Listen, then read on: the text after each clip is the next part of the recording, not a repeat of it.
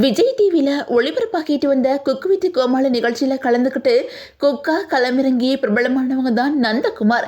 இதுக்கு முன்னாடி இவர் சோசியல் மீடியா மூலமாக பிரபலமாகி இருந்தாலும் குக் வித் கோமாளி ஷோ மூலமாக இவருக்கு மக்கள் மத்தியில் நல்ல வரவேற்பு இருந்துச்சு. இந்த நிலையில் இப்போ நந்தகுமாருக்கு அழகான ஆண் குழந்தை பிறந்திருக்குது. குழந்தையோட ஃபோட்டோவை நந்தகுமார் தன்னோட சோசியல் மீடியா பக்கத்தில் ஷேர் பண்ணியிருக்காங்க. அந்த வகையில் சென்னையில் அண்ணா யூனிவர்சிட்டியில் MBA படித்தவங்க தான் நந்தகுமார். இவங்க ஒரு கிராமத்து குடிசையில் பிறந்து எப்படியாச்சும் முன்னேறணும் அப்படின்னு நினச்சி இதுக்காக கஷ்டப்பட்டு படிச்சிருக்காங்க. அதை தொடர்ந்து IT கம்பெனியில் வேலை கிடைச்சி நல்ல சம்பளமும் வாங்கியிருக்காங்க. இப்படிப்பட்ட சூழலில் தான் சில வருஷங்களையே மன நிறைவு இல்லாமல் திரும்பவும் கிராமத்துக்கே போயிட்டாரு. அங்கே விவசாயம் பண்ணி இந்த தலைமுறைக்கு ஏற்றபடி தன்னோட லைஃப் ஸ்டைலை மாற்றிருக்காரு. இயற்கையோடு இணைந்த விவசாயத்தோட நிலையான வாழ்க்கை முறையை பின்பற்றி இருக்காரு.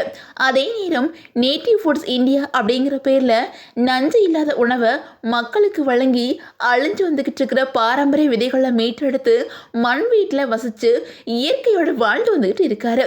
சோசியல் மீடியாவில் ஆக்டிவாக இருக்கிற இவர் மாஸ்டர் செஃப் நிகழ்ச்சியிலையும் கலந்துருக்கிறாங்க. இதை தொடர்ந்து குக் வித் கோமாளி ஷோவில் போட்டியில் கலந்துக்கிட்டாரு. இந்த நிகழ்ச்சி மூலமாக ராஜுக்கு நெருங்கின நண்பரும் ஆனார். நல்லாவும் சமையல் பண்ணினார். ஆனால் கடைசி வரை இவரால் போக முடியல. இந்த நிலையில் இவர் கமலி அப்படிங்கிறவங்கள காதலிச்சு திருமணமும் பண்ணியிருந்தார்.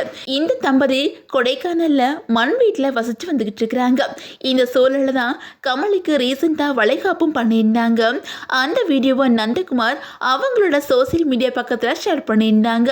இந்த நிலையில் நந்தகுமார் அண்ட் கமலி தம்பதிக்கு அழகான ஆண் குழந்தை பிறந்திருக்குது. குழந்தையோட அந்த அழகான போட்டோவை நந்தகுமார் அவங்களோட சோசியல் மீடியா பக்கத்தில் ஷேர் பண்ணியிருக்காங்க.